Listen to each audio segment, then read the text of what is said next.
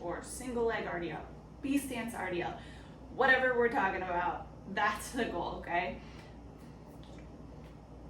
Hey everyone, I wanted to give some quick tips for you guys and talk about the B-Stance RDL, single leg hinge, single leg RDL, whatever you want to name it. The idea is the same, and we're going to talk about those tips. Okay, so you have the option to hold one really heavy weight, two lighter weights, one single weight, lots of options with the weights. I'm not really going to go into the weights today because I really just want to talk about form tips and making sure you can nail the movement, and then that's when you get to have fun and play with the weights, which we can do at a later date. Okay, so with a B-stance, what the idea is that B-stance leg or that back leg is going to be a support, a kickstand, if you will. The idea is to help you balance, okay? So if it is not in a position to help you balance, it is not effectively helping the move. Now, traditionally, a single leg hinge will look something like this, where you are floating that back leg and hinging here. Okay, that is an incredibly advanced move, so it's important to have a little bit of support and stability in the other leg as you master the movement and really make it work for you instead of fighting balance, okay? That advanced move isn't necessary to get the gains out of this exercise. A lot of times it's cool, but most often we don't actually need to do it that way to have success with the movement. So that back leg is nice and close, foot is nice and light on the ground. Again, if you lifted it off the ground, you could balance just fine.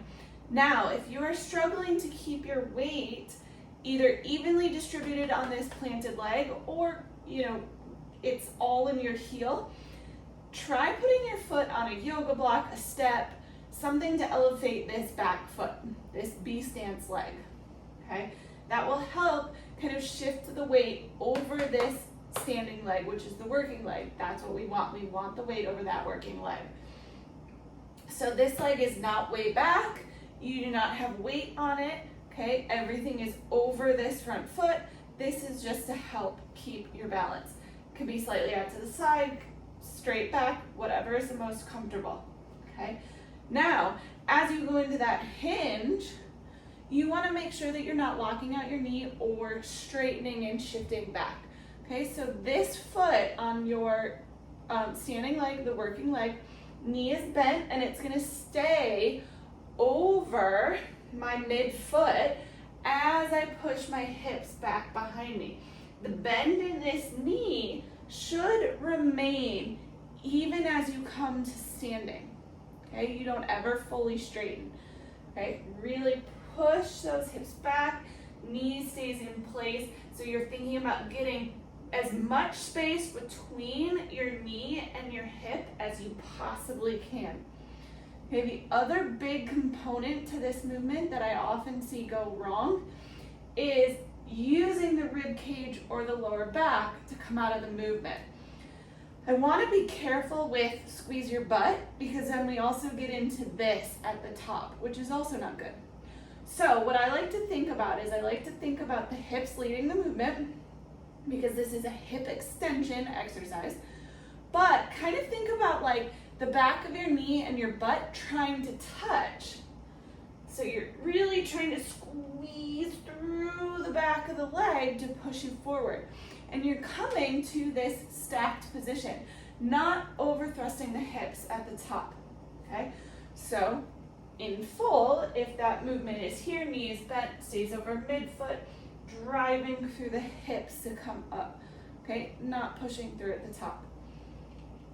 Again, if I were to ask you to lift this back leg at any point, you would stay balanced because your weight is over that front standing working leg.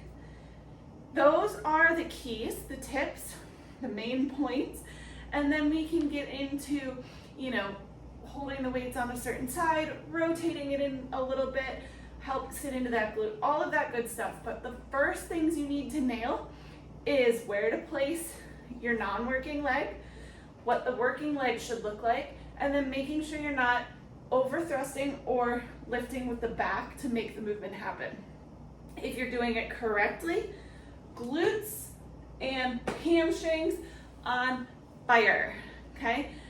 Again, remember, you can always elevate that back leg to help kind of keep your weight over that front foot.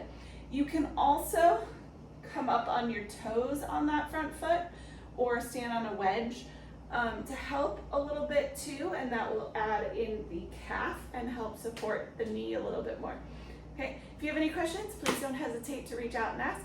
I look forward to seeing you next time.